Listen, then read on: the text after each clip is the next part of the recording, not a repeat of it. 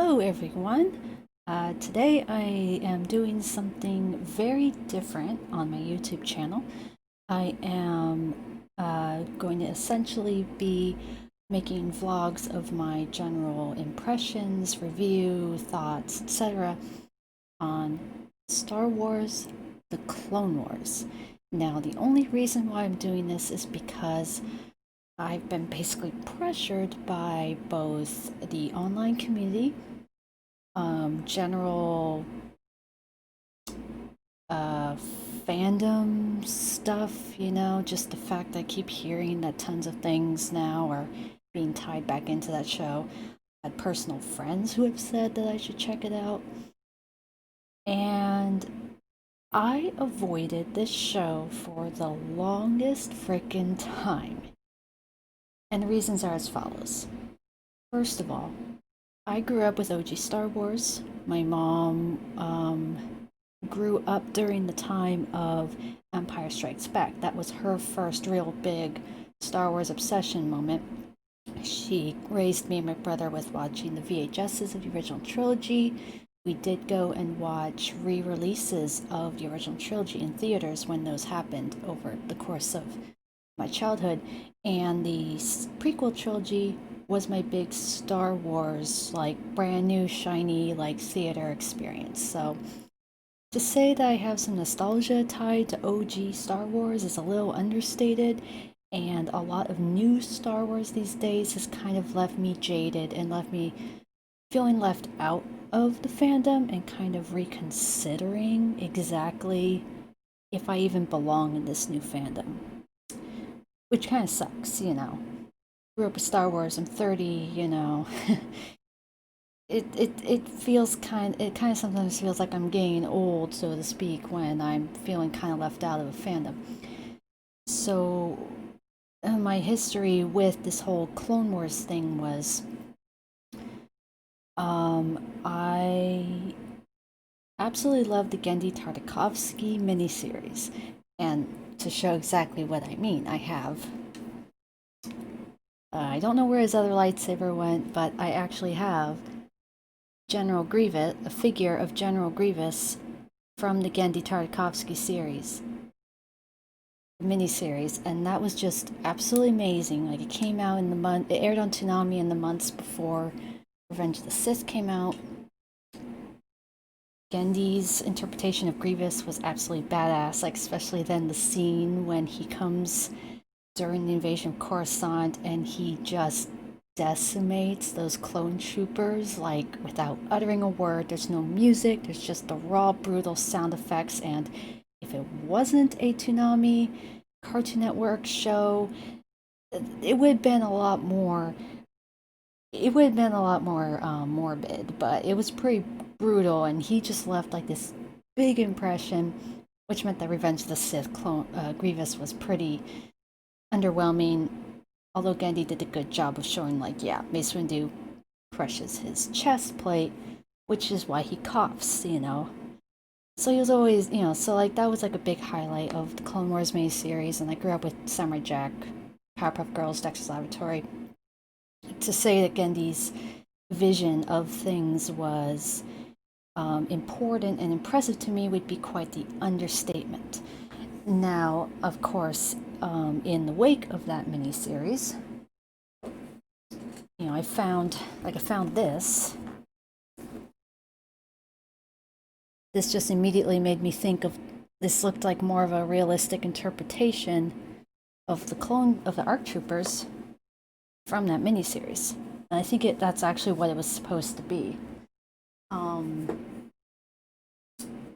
I watched that miniseries. I watched Revenge of the Sith. I read a few books. Tried reading the Republic Commando series because I was really interested in the clone side of the story because I really like Jango Fett.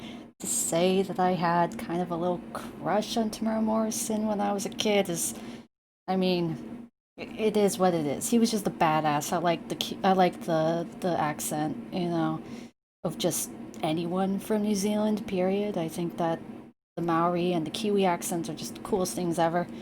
And Jango was a badass. The clones are awesome.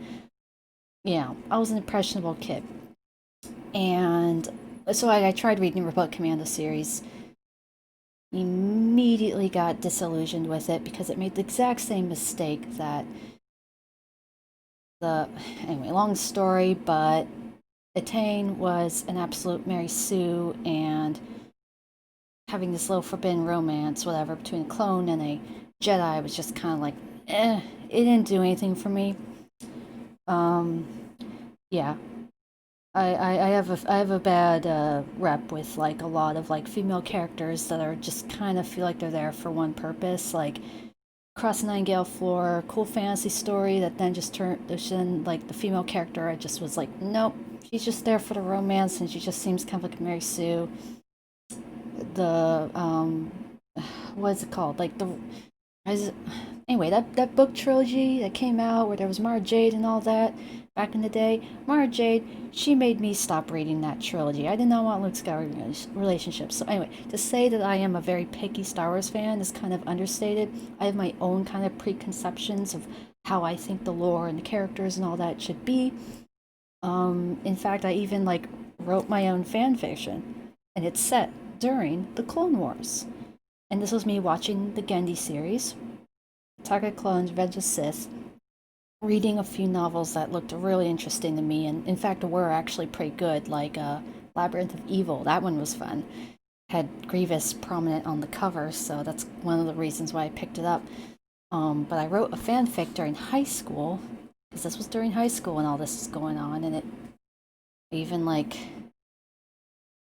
see like you can see that my kind of based the art style off of Gendy's miniseries, but made it my own. But basically, this is set during the Clone Wars. I created my own clone trooper characters. Well, they're ARC troopers, but that was back when we only saw ARC troopers in the Gendy series, so not a lot was known about them. So I just used like whatever I could pull from the books I was reading, and um, but I just love my characters. Like, like Grievous and Dooku were prominent because I thought they were badass. I made them absolute badasses. Grievous was just a ruthless, evil killing machine who just cracked no jokes. I made my droids very serious in general. It was not, as I of course see in this very first episode of the Clone Wars series, that they stick hard to the droids are silly, the droids are comic relief and dumb, and by that logic, that's the reason why they really just aren't. They were never meant to win the war in the first place. I mean, but so that's kind of my background with just kind of Star Wars and the Clone Wars era itself. And the reason why I never, ever, ever even considered watching the Clone Wars CG show was A, I watched that movie and it was awful. It was just, I don't know what they were thinking. The whole baby hut thing just made no sense. I mean, especially when I'm thinking back and my memory's hazy, like, it was just very kind of cringy, and the art style was very stiff, and that was my first introduction to Ahsoka, this character that people hold to this vaulted level of idolization. In that movie, she just like, remember, this was back when it first came out, and like we rented it or something, and I wanted to slap her. I was, a teenager, and I couldn't stand her. Like, again, I'm so picky about female characters in general. And the very idea that Anakin would have a Padawan when Attack of the Clones, Revenge of the Sith, and even the Genndy Tartakovsky miniseries was showing that he wasn't up to snuff to really, like, in my mind, based on the entertainment I did ingest at that time, I always felt that Anakin was not meant to have a Padawan. That was not supposed to be his Jedi journey, and would have been one of many little microaggressions that does lead to him feeling left out by the Jedi, and why his, you know, why he turns to dark side, turns his back on all of them, makes more sense. Like, I was like, yeah, he's able to be on council but not be a master. He never had a Padawan, so which would be kind of a rite of passage thing. So the fact that it's like, oh, he had a Padawan, and she was this like girl who's like, it just seemed a little too fan fiction. And I wrote fan fiction. Yes, I have Anakin in my fan fiction. But he's only really there for like a dogfight and an interaction with Obi-Wan because they're commenting on the war. But overall, he is not a big part of the story. It's not his story. It's this squad clone troopers story. Dex, Tech, Gamma, and Delta.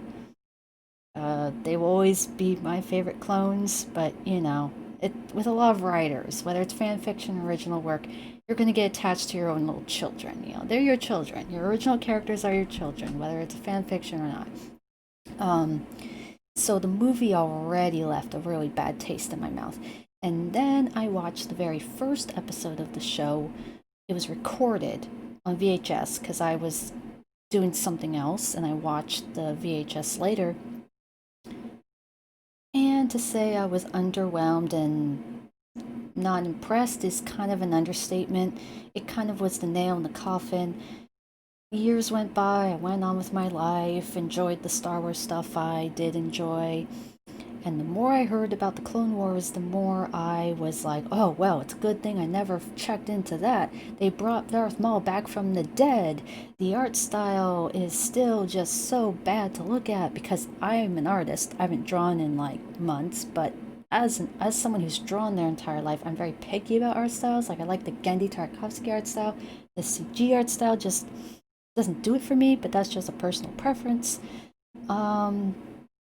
And then people say, oh, you watch the show and it makes Revenge of the Sith more impactful. And I'm like, a TV show that made after the movie shouldn't make a movie better. Like, to me, that not only speaks poorly on the film, but it speaks poorly on this show. The fact that this show even had to exist to make Anakin's fall to dark side stronger, to make the war, Order 66 more emotional than. I mean, remember, I was a teenager when Revenge of Sith came out. We saw like a 6 a.m. showing. I was a wreck when Order 66, came up, but that's, and that was without that show even being a part of my life yet. But yeah, so there's a lot of lore, character, canon kind of things that prevented me from ever actually wanting to watch this show.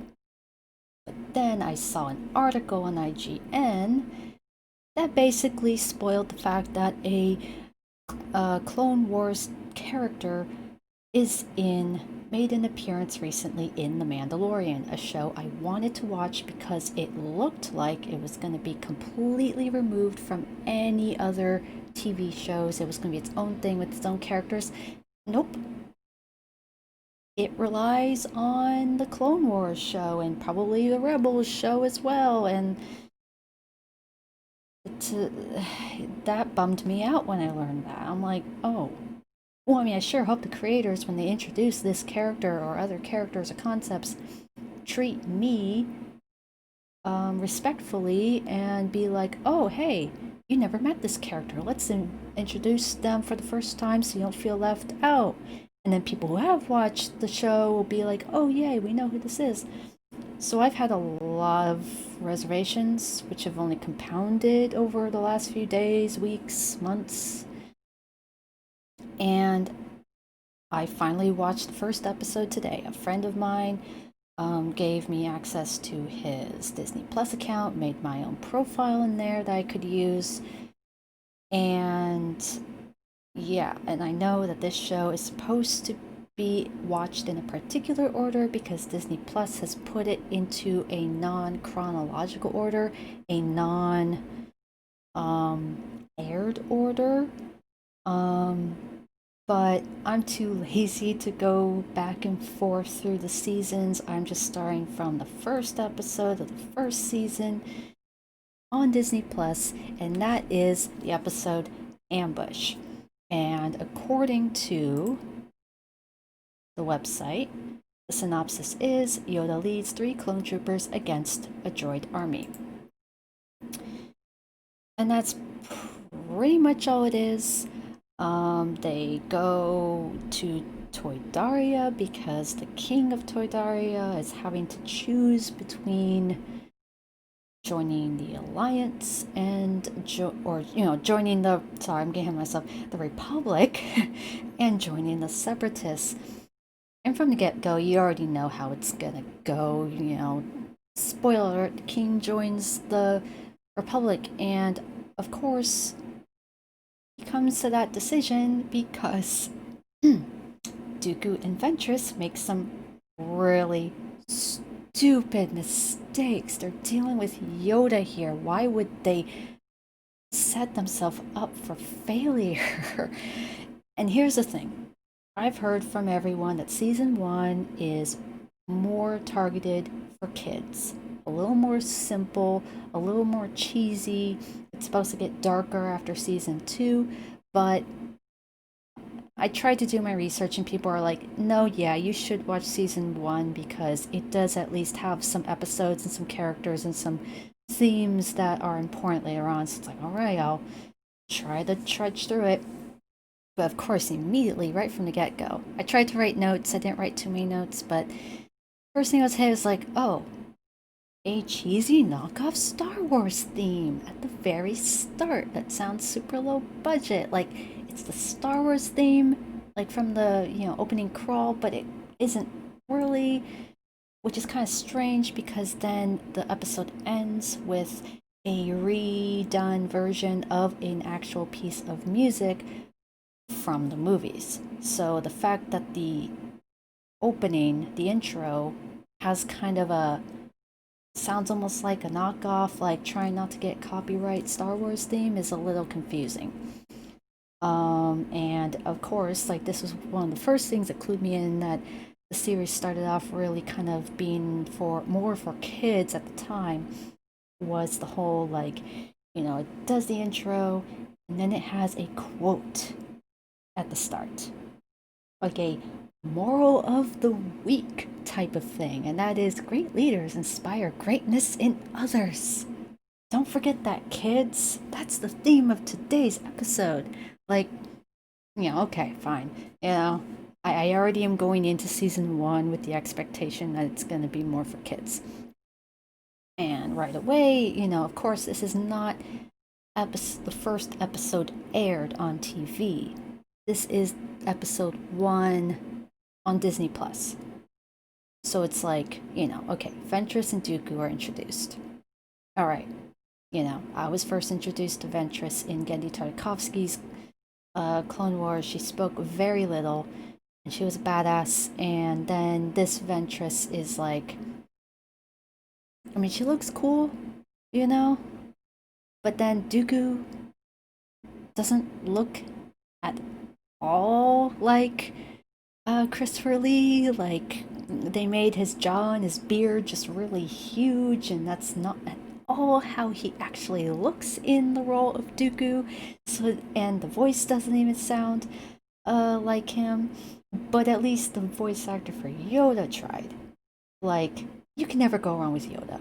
Yoda in Genndy's Clone Wars series, Yoda in this, Yoda in whatever other extra thing has always sounded like Yoda. It's kind of a voice and a way of speaking that if you get it right, it's Yoda. It's a very particular voice that you can't really screw up. Whereas nobody can imitate Christopher Lee.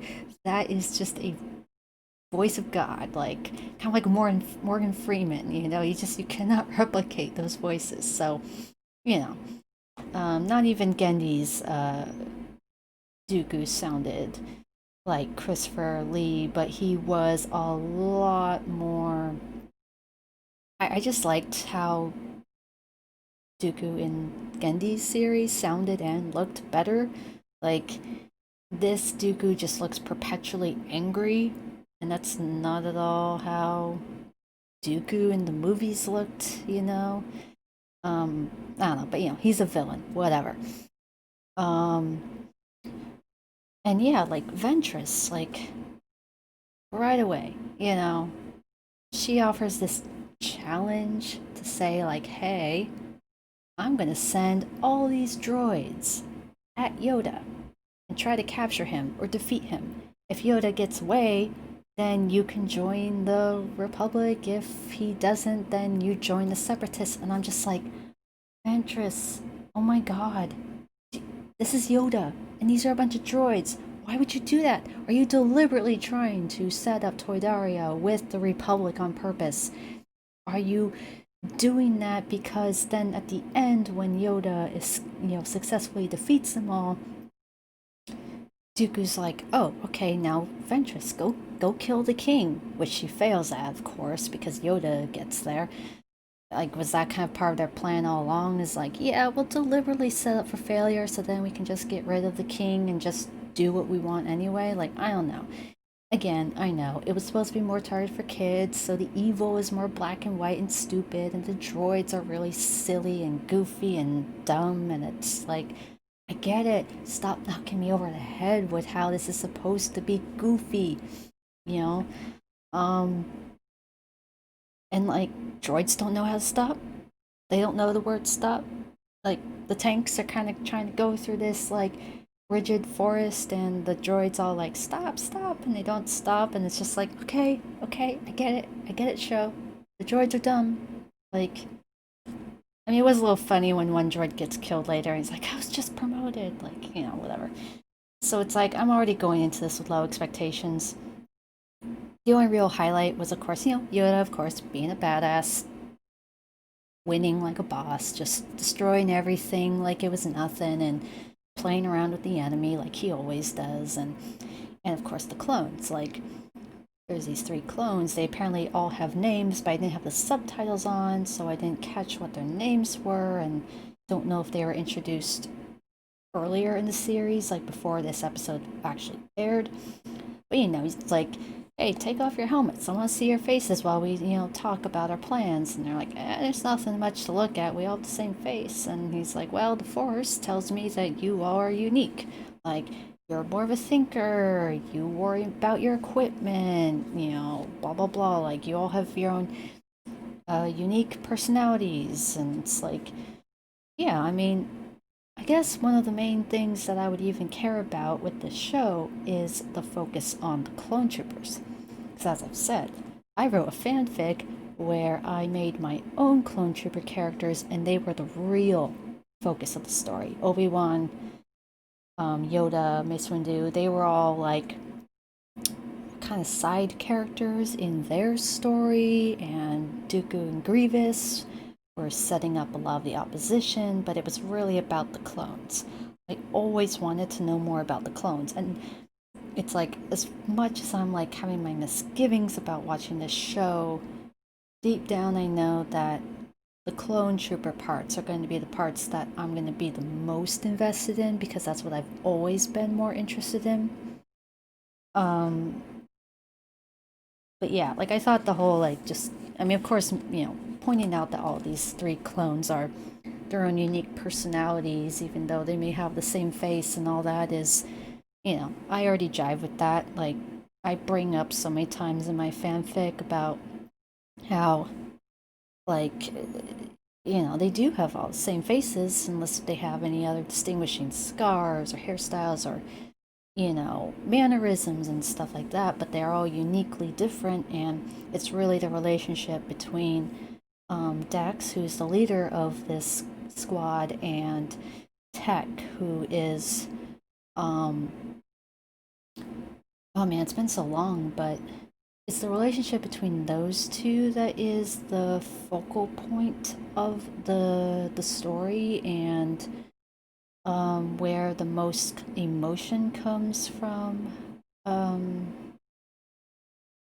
it. I mean, spoiler alert, everyone except Dex dies, and it pretty traumatizes him. He gets bad injuries anyway, and it really is like Tech's death that hits the hardest for him. And I've thought of like, oh, what would happen? What would be Dex's story in the years and years after this story, after the Empire and all that? And His connection, especially to tech, is like one of the main challenges that he has to overcome and all that. I always like thinking of that kind of stuff, but in the context of my own characters, not of pre existing characters. And yeah, I mean, so yeah, episode one, Ambush, nothing much to say. Kind of underwhelming, just cookie cutter. The villains were very black and white. It's just, it had some interesting music in it, but otherwise it's like, whatever. I will have to keep watching, trudging through it. If I look, it looks like the next three episodes all have the theme of malevolence in their title, and it looks like Grievous is involved, so that may be a trio of episodes. It's Rising Malevolence, Shadow Malevolence, and Destroy Malevolence, which Destroy Malevolence, that sounds very cheesy. It could have been a little more creative with that, but they had to put Malevolence in there to show that it's a three-parter, I bet. So we'll see. I'll be interested to see how the Clone Wars Grievous stands up to Gendy Clone Wars Grievous. I've heard a lot of people in comments say that they prefer Gendy's Grievous, but that will be all up to interpretation. But yeah, I know that I prefaced this video with a lot of backstory, a lot of whatever, I didn't talk too much about the actual episode because there wasn't much there. Talking about it just led me on other little tangents, which is how this kind of review vlog should go. And this is my very first one. It'll be interesting to see. Actually, no, it doesn't matter if people are interested at all in it or not. I already get very few views on my video game Let's Plays to begin with, so if I feel like I'm getting a lot out of it personally, I will keep up with these vlogs. And if there are certain episodes or storylines that don't have much to say, or they just tie into another one, like I may just talk about multiple episodes in one video, but we'll see. So that'll be it for my first The Clone Wars. I have to say the because The Clone Wars means the CG show. Clone Wars is the Genndy Tartakovsky and animated show. Big difference. So this is my first review, my first vlog, season 1, episode 1, Ambush, as viewed on Disney Plus. I'm too lazy to have to go back and forth, If there are episodes that I watch later that were supposed to happen before, I'll just view them as like kind of the quintessential anime, like flashback episode. Like this episode is all a flashback, all stuff that happened before, that's the way I'm going to view it. Whether or not I fall in love with this show is going to be the real challenge, because I already am a very, very bitter Star Wars fan. Like, I have very unconventional tastes, apparently. Like, I hated Rogue One because I felt it would have been more interesting and I would have been more engaged if it was not a Star Wars movie. Just like how Halo Reach, I felt absolutely nothing because it did the same thing. Rogue One did the same thing that Reach did, where it was retelling a story that we kind of already knew and it tried to make us care more. But it's just like, for me, it's like, no, like, Rogue One was not a ragtag group that defied the orders of the Rebel Alliance command. The opening crawl of A New Hope does not give any impression that they broke the rules. And also, the movie just shows that they weren't even part of the Rebel Alliance. They were like, we have a common goal. Now let's go to the Rebel Alliance command and tell them about this thing we learned. So they weren't actually rebel. They weren't capital R rebels. They weren't in the ranks. So it just broke too much lore for me. The blind guy was the coolest character, but just like everyone else in that movie, he'll die. So it's like, oh well. Who cares? Like, and I loved The Last Jedi and hated The Rise of Skywalker with my very essence. I mean, I'm wearing Last Jedi shirt. That makes me a weirdo, a weird Star Wars fan. Deal with it, you know? You know, this will be my one challenge. Can a jaded Star Wars fan get into the Clone Wars? I don't know. We'll see. I just need to get through seasons 1 and 2. But without further ado, that'll be it for this video. These are going to be posted on YouTube, just on my YouTube channel. You'll see it when it's there. I don't need to give any more information because I'm not posting this anywhere else and I'm rambling, but I will see you in season 1, episode 2. Have a good night.